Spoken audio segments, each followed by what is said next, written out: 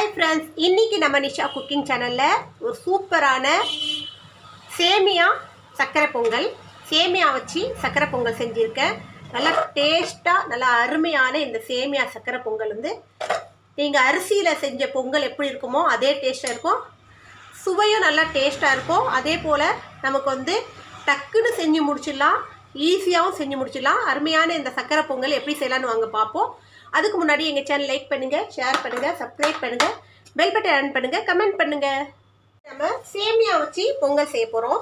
அதுக்கு ஃபஸ்ட்டு பாசிப்பருப்பு லைட்டாக பச்சை வாசனை போகிற அளவுக்கு வறுத்து அலசி எடுத்துக்கலாம்.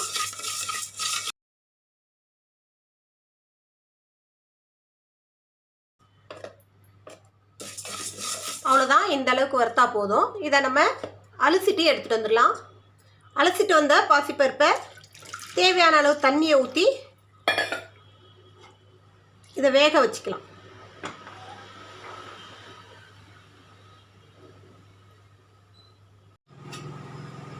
பாசிப்பருப்பு இந்த அளவுக்கு நல்லா வெந்த பிறகு இந்த சேமியாவை 1 கப் சேமியா, 1/2 கப் பாசிப்பருப்புக்கு 1 கப் அளவுக்கு சேமியா எடுத்துருக்கேன். இதை நம்ம இதில் போட்டுடலாம்.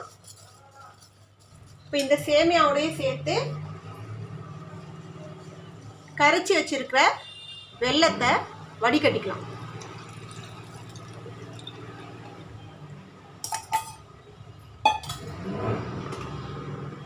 இப்போ இதில் கொஞ்சோண்டு ஏலக்காய் பொடி போட்டுக்கலாம்.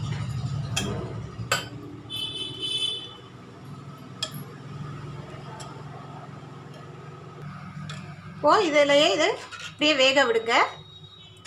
கொஞ்சம் நல்லா சேமியாலாம் நல்லா வெந்து ஒன்றோடு சேர்ந்து வரணும், ஒன்றா சேர்ந்து வரணும். கொல கொலன்னு வரும்போது நமக்கு வந்து பொங்கல் ரெடி ஆகிடும்.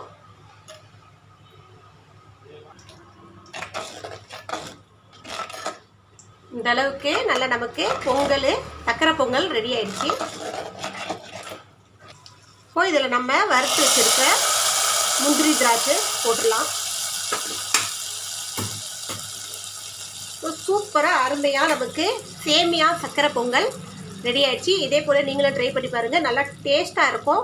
நீங்கள் அரிசியில் செய்கிற பொங்கலை விட அருமையாக இருக்கும். ஸோ இந்த மாதிரி இன்னொரு டிஷ்ஷோடு உங்களை சந்திக்க வரை உங்களிடம் விடைபெறுவது உங்கள் நிஷா. எங்கள் சேனல் லாஸ்ட் வரைக்கும் பார்த்தவங்க அனைவருக்கும் மிக்க நன்றி. பாய்.